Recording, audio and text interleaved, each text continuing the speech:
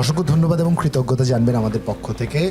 Sir কাজ করছেন এরই মধ্যে, আপনি যদি ভুল না করি 16 বছর বয়সেই রেডিওতে প্রথম আপনার গান, লেখা গান কেউ গাইছেন, সেই সময়ের আবহটা একটু আমাদের বলবেন, আমরা একটু শুনতে চাই।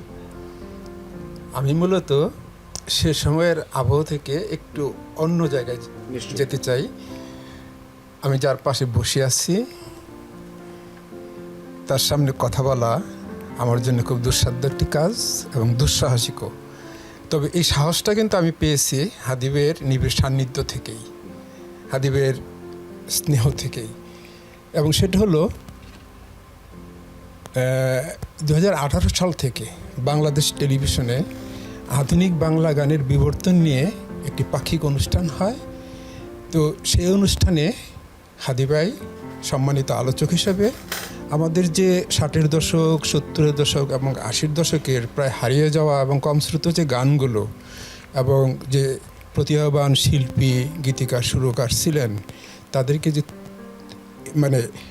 তাদের যে কর্ম সেগুলোকে তুলে ধরা যে প্রয়াস, সেই অনুষ্ঠানে কিন্তু সম্মানিত আলোচক হিসেবে হাদি ভাই সবসময় নিয়মিত কথা বলে থাকেন, বিশ্লেষণ করে থাকেন। আর ওই অনুষ্ঠানের গবেষণা এবং গ্রন্থনার দায়িত্বটা আমি পালন করি। এই যে একটি অনুষ্ঠানের মাধ্যমে ভাইয়ের কাছাকাছি হওয়া, এর ভেতর দিয়ে কিন্তু আমি এই সাহসটুকু অর্জন করেছি। মুন্সি যেই পিটিভির কথা বলল, সেটি আসলে খনি থেকে মূল্যবান জিনিসপত্র আহরণ করার মতো। তো মুন্সি সেই কাজটি করছে এখন, অনেক কষ্ট করে খুঁজে বের করতে হচ্ছে, পাওয়া যায় না। তো সেই সব দিনের গান এখন এই দুরূহ কাজটিও করছে।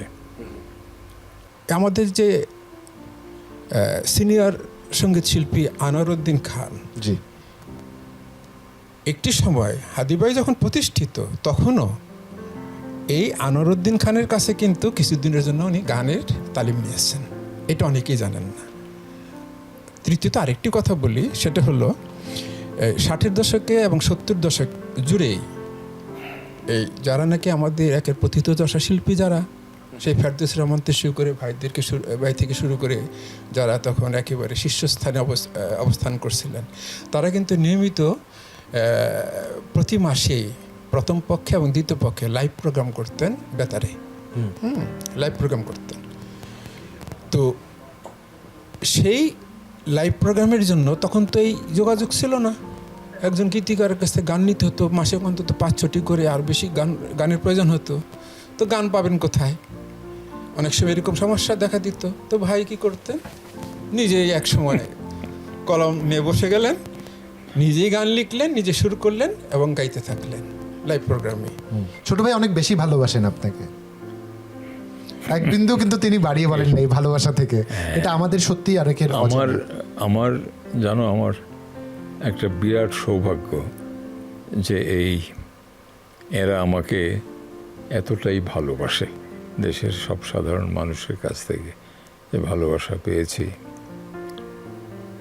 এটাই আমার মনে হয় জীবনের সবচেয়ে বড় পাওয়া। চমৎকার করে বললেন স্যার, অসংখ্য ধন্যবাদ আপনাকে, আপনি এসে আমাদের সময় দিয়েছেন, স্যারের জীবনের চলার পথের কিছু স্মৃতি আমাদের সাথে শেয়ার করেছেন। আর যদি কিছু বলার থাকে হয়তো আমরা শুনতে পারতাম, বাট আপনি চমৎকার করে বলেছেন। ধন্যবাদ আপনাকে, কৃতজ্ঞতা, ভালো থাকবেন।